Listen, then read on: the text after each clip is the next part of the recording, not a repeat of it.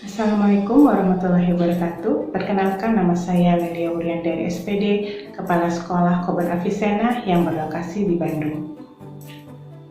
Wabah COVID-19 berdampak sangat besar di dalam dunia pendidikan, terutama pada sekolah-sekolah PAUD. Kegiatan belajar mengajar yang biasanya dilakukan di sekolah menjadi berubah, di mana anak akhirnya belajar di rumah. Mau tidak mau, akhirnya guru, orang tua, dan murid harus beradaptasi menjalani kehidupan baru, di mana pembelajaran dilakukan melalui teknologi informasi dan media sosial agar hak anak untuk mendapatkan pendidikan dapat tercapai. Namun tantangan guru dan kepala sekolah tidak berhenti sampai di situ. Pandemi berdampak pula pada ekonomi. Banyak orang tua yang dirumahkan, di PHK, bahkan orang tua yang memiliki usaha akhirnya harus tutup dikarenakan pandemi. Sehingga banyak orang tua yang akhirnya terpaksa menarik anaknya dari program belajar dari rumah dengan alasan bahwa anak TK belum wajib untuk sekolah, berbeda dengan anak SD maupun anak SMP. Walaupun pihak sekolah sudah memberi keringanan biaya. Yang kedua, anak dan orang tua mulai jenuh dengan sistem belajar dari rumah karena harus mengumpulkan tugas dan foto-foto kegiatan setiap harinya. Lalu bagaimana Kober Avicenna dapat bertahan? Sedangkan pemasukan sekolah sangat bergantung kepada pemasukan SPP dari para murid. Inovasi kewirausahaan Kepala Sekolah Kober Avicenna di masa pandemi. Kepala sekolah mendorong para guru untuk membuat kelas virtual di mana anak belajar langsung dan berinteraksi dengan ibu guru menggunakan materi tematik yang menarik bagi anak.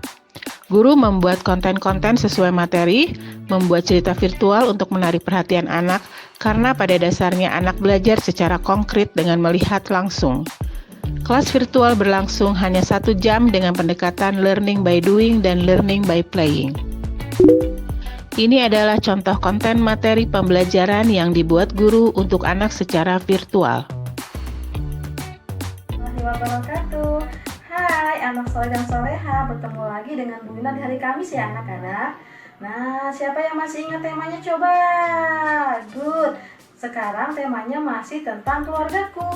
Nah, coba lihat ya, Bu Wina punya gambar apa? Good. Sekarang Bu Wina punya gambar pohon keluarga. Nah, tapi sebelum anak-anak mengerjakan pohon keluarganya, mari kita bernyanyi dulu ya sama Bu Wina, oke?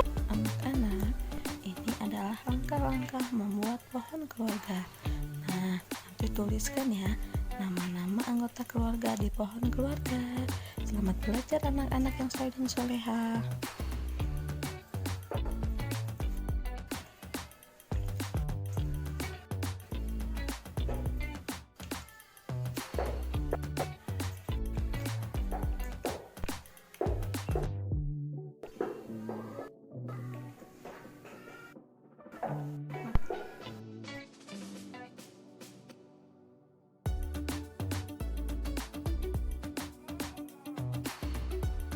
Ini adalah contoh cerita atau dongeng yang dibuat oleh kepala sekolah untuk anak. Mimo tak bisa bernyanyi. Di suatu sore, hujan turun dengan lebatnya. Kodok-kodok bernyanyi kegirangan. Jangkrik-jangkrik pun bersaut-sautan menyambut datangnya hujan. Bunga teratai membuka kelopaknya dan mekar sangat indah, membuat suasana di kolam itu semakin semarak. Mimo, si ikan kecil dan mamanya muncul dari dalam kolam dan menyaksikan para binatang kolam bernyanyi. Mimo, mengapa kamu tidak bergerak? Yang kedua, kepala sekolah memanfaatkan hobi menulis dengan menulis buku cerita untuk anak. Buku tersebut dijual kepada rekan-rekan guru PAUD lain, kepada orang tua murid, dan kepada umum. Hasil penjualan sebagian dipakai untuk menambah pemasukan sekolah.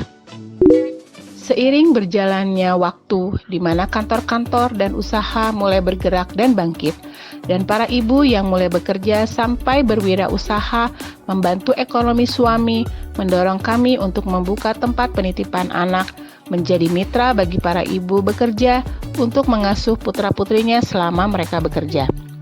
Cara ini sangat membantu kelangsungan kober kami di mana lembaga harus membayar iuran listrik, air, telepon, biaya perawatan gedung, dan gaji para guru serta karyawan. Semua guru dilibatkan untuk ikut mengasuh anak-anak dan tentunya demi keamanan, kami menerapkan protokol kesehatan seperti rasio dan jumlah anak sangat dibatasi yaitu 1:3-4. Guru masuk bergantian untuk menghindari kerumunan. Guru wajib mencuci tangan sebelum masuk ruangan, menggunakan masker saat berinteraksi dekat dengan anak. Anak diukur suhu badan dan diberi sanitizer sebelum masuk lingkungan sekolah. Suhu di atas 37 derajat tidak diizinkan untuk dititipkan. Anak yang pilek, meler, mata merah, batuk tidak diizinkan untuk dititipkan. Sekolah disemprot disinfektan pada pagi dan sore hari. Disediakan botol sanitizer dan tempat mencuci tangan di setiap ruangan. Makan siang, snack dibawa dari rumah. Peralatan anak seperti handuk, sabun, bantal, selimut, sampai peralatan makan dibawa dari rumah. Selain diasuh, anak juga diberikan kegiatan stimulasi sesuai usianya, sehingga kemampuan motorik kognitif dan bahasanya dapat berkembang dengan baik. Penyakit COVID-19 sama seperti penyakit lainnya yang akan selalu ada. Mau tidak mau, kita harus hidup berdampingan dengan penyakit ini dengan menerapkan adab kebiasaan baru. Kreativitas dan inovasi-inovasi harus terus dilakukan agar pendidikan di Indonesia, terutama pendidikan di PAUD, dapat terus bertahan dan berkembang.